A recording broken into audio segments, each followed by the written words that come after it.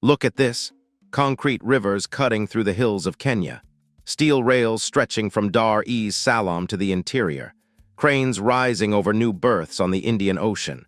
To the eye, this is progress. This is the Africa our grandparents dreamed of: connected, moving, building. But look closer. Look at what it cost to build it and who is owed for it. Is East Africa constructing its future or quietly signing away its inheritance? That is the question we are asking today, not as pessimists and not as propagandists for one side or the other. As people who understand that every loan is a promise, and every promise made by a government is a promise made in the name of people who never signed the paper.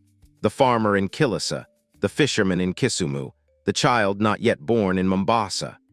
Modern empires are not built with soldiers and flags anymore. They are built with financing agreements, interest rates, and grace periods. And as of today, the debt East African nations carry to China and to many others has become one of the defining pressures on this region's economic life. We are going to walk through this honestly. The highways, the ports, the contracts nobody reads aloud, and the question underneath all of it, when the ribbon is cut and the cameras go home, who actually owns what was built? The cost of modernity start with the railway. The standard gauge railway, the SGR, is the single largest infrastructure undertaking Kenya has attempted since independence. Built substantially with financing from China's Export-Import Bank and constructed by a Chinese state contractor, it was sold to the public as the vein that would carry Kenya into an industrial future. Nairobi to Mombasa in hours instead of a full day. Cargo moving off the crowded highway and onto rail. And it did change things, but it also came at a price that Kenyans are still paying, line by line, in their national budget. By the middle of this decade, Kenya was spending more than $1 billion a year simply to service the SGR debt. In a single recent fiscal year, the country's Auditor General revealed that debt payments to China's Exim Bank, principal, interest, and penalty charges combined, consumed more than 80% of all the money Kenya spent servicing its entire foreign debt. Not 80% of Chinese debt. 80% of everything Kenya owes the outside world, going to one lender. For one railway, that is not a footnote. That is a nation's fiscal room narrowed to a single hallway. Now put that next to the image on your screen, the Silicon Savannah story. Nairobi as Africa's tech capital. New expressways, new fiber, new airports. It looks from a drone like undeniable momentum. But drone footage cannot show you an interest rate. It cannot show you what happens when global interest rates rise, as they did sharply in the mid-2020. And a loan that once looked manageable starts eating a government's revenue alive. Debt service that used to be background noise becomes the loudest line in the budget, competing directly with hospitals, teachers' salaries, and food subsidies. So here is the honest picture, not the propaganda version from either side. East Africa's new infrastructure is real and it is genuinely useful. Trade corridors have shortened. Cargo that used to sit for days now moves faster. But it was not free, and the bill did not arrive on the day of the ribbon cutting. It arrives every single year for 15, 20, sometimes 30 years, quietly, in a budget line most citizens never see. The question this documentary is built around is not, did China do something evil? It is, who negotiated these terms on whose behalf, and did the people who will spend a generation repaying them ever get to see the contract? The sovereignty equation, this is where the story gets uncomfortable, and where we have to be precise, because the popular version of this story and the documented version are not always the same thing. You have probably heard the claim, if Kenya defaults, China seizes the port of Mombasa. It's circulated for years in Kenyan newspapers, in parliament, in Fear Online. It is a powerful image. A foreign flag rising over an African port because a government could not pay its bills. But when researchers actually obtained and studied the SGR loan contracts, not leaked fragments, the actual agreements, they found something more complicated than the headline. The port was not pledged as direct collateral in the way the rumor claimed. What was true, and what should still concern us, is this. The loan agreements required Kenya Ports Authority revenue to flow through structures that gave the Chinese lender significant control over cash flow if the railway underperformed. And critically, any dispute over the loan would not be settled in a Kenyan court. It would be settled through arbitration, outside the country, under foreign jurisdiction. That is the real sovereignty question. Not will they take the port tomorrow. It's this. When a nation's own courts are no longer the final word on a national asset, how much of that nation's legal authority still belongs to its own people? The same pattern echoes across the region. In Uganda, rumors spread that Entebbe International Airport had been signed away against a Chinese loan, a story so alarming that Uganda's Attorney General had to publicly call it false. Whether or not that specific claim was accurate, the fact that the rumor was believable at all tells you something. East Africans have learned, through hard experience with structured finance, that we didn't pledge the asset directly, and we retain full control of the asset are not always the same sentence. Now walk this from the legal into the physical. Infrastructure financing across the continent has increasingly relied not on land as collateral, but on revenue, export earnings, port fees, resource receipts, routed into accounts that researchers have described as sitting largely outside a government's own oversight until the debt is cleared. It is a quieter form of leverage than seizing land. But its effect on the farmer, the trader, the dockworker is the same.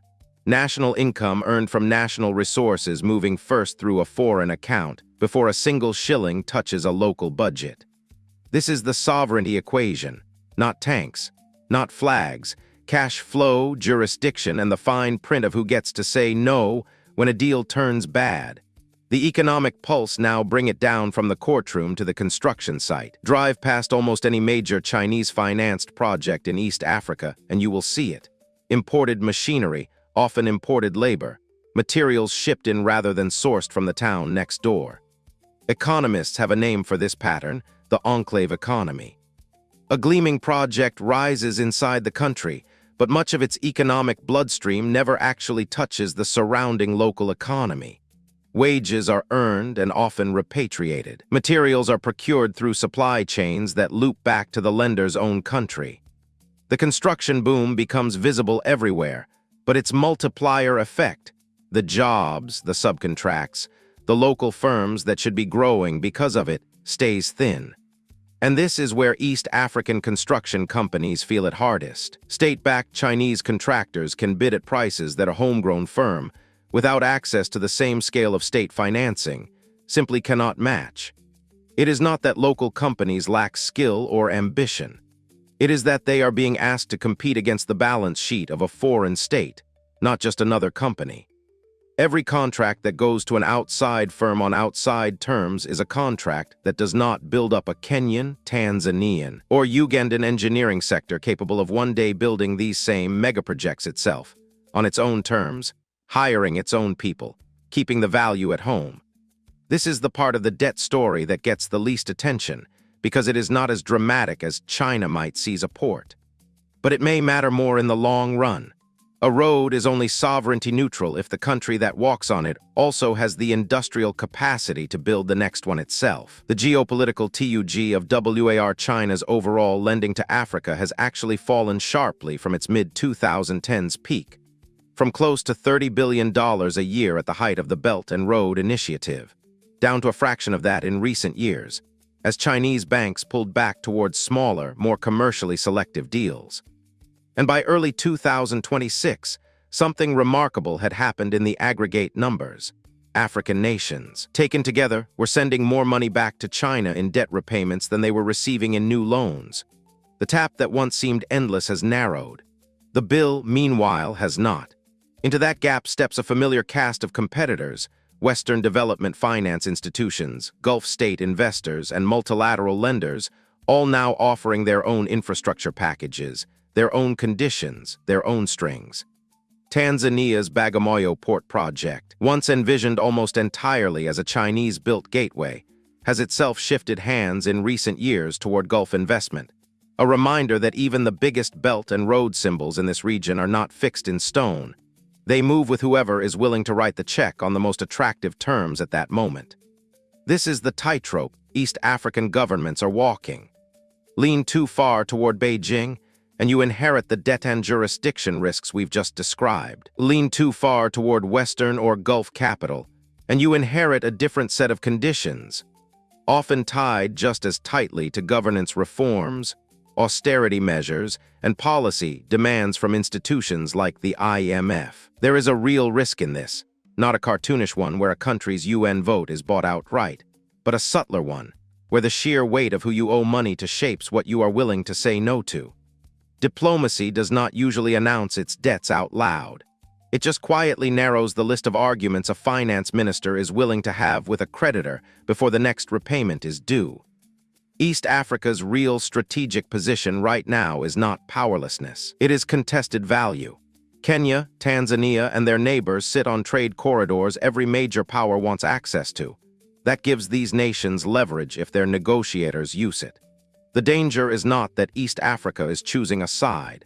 The danger is signing deals badly, regardless of which side they come from. Inheritance or liability, which brings us to the people who did not sign a single one of these agreements, and who will pay for every one of them, the generation being born into this right now.